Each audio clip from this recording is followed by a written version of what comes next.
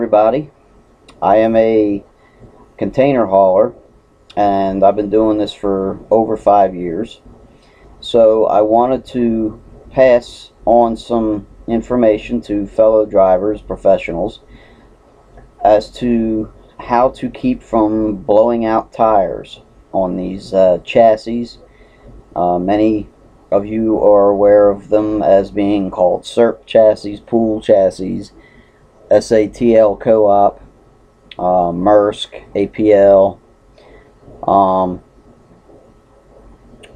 those chassis.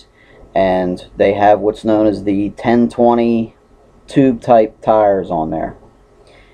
And I see in my travels a lot of trucks sitting on the side of the road with the just one tire blown, or maybe two tires blown, and two next to each other, which is really ridiculous. But there's a couple of things that you need to do with each chassis in an effort to keep from blowing these things out.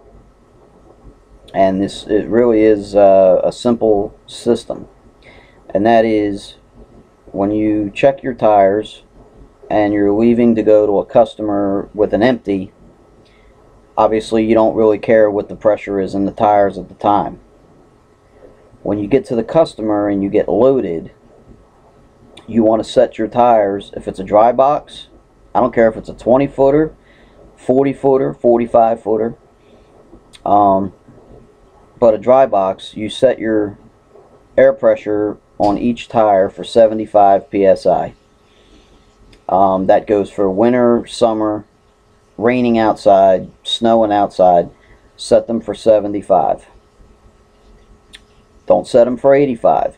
Now the tires do state on them that they should be set at 85, but that's based on singles, not doubles. And it's some of them it does state on there that it's 75 psi dual. So you want to set them for 75. In doing so, you will notice that you can go pretty far, and you can go as fast as you want to travel with a load, and most of the time not even worry about blowing a tire. Now, when you're pulling reefer boxes, whether they be 20 footers, 40 footers, 45 footers, and you know that a lot of them are super heavy, especially when they put the poultry in them, they stack them bottom to top. You want to set your tires for 70 psi. Okay, 70 psi. Make sure the brakes are adjusted and they're not too tight, and try not to go any faster than 65 miles an hour, which you can't usually go that much faster anyway than 65. And here's the other trick. This is the one that everybody does, but don't even realize what kind of damage they're causing, is pulling the trolley valve. Pulling the trolley valve to stop the truck without using the tractor brakes. Every time you pull on that valve and you activate the brakes on the chassis, it puts a lot of pressure on them wheels. And when you do that, it causes the wheels to spin on the hub. And when it spins or it moves, it literally clips the stem on the tube. And when it clips the stem, it blows the tire. Or it'll go enough to where it hits the hub, it bends it, breaks it, and it starts leaking. And next thing you know, the tire's going flat, and you don't even know it because you're expecting to hear a boom and you don't. So now you're dragging it down the interstate. It's leaking air down, and you have no idea of this.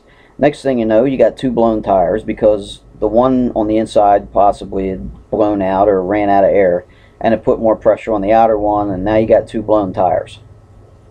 So that's how that usually happens. Now, let's say you did all of these things, the stems haven't moved, and you still blow a tire. Well, there's a pretty good chance that you still have, it could be, number one, it's the weight. It's almost always the weight. Number two, it's the terrain. A lot of the interstates, they pound a lot, like Interstate 16 in Georgia, Interstate 95 in South Carolina. The first 100 miles or so is nothing but pounding. That puts a lot of pressure on them tires, and sometimes they will blow just because they're worn out junk, you know. So you want to try and make sure at all times you have good rubber. It doesn't necessarily have to be brand new rubber on it every time. You know, sometimes you'll get a chassis that the tires are almost wore out on the chassis, but it's obvious that they were well taken care of at some point, and they look like they can easily go from here to Michigan or something like that. So if you try what I tell you, keep a tire gauge, make sure you got an airline that's running off of your tanks, and keep track of your tires, you'll find that you'll blow a lot less tires. Okay? And I hope this helps out a lot of drivers, because we don't like those road calls, getting hit for $200 and $300 for a tire, which is ridiculous. The tire isn't but $85. So, alright, hope you enjoyed watching, and hope it helps. Stay safe.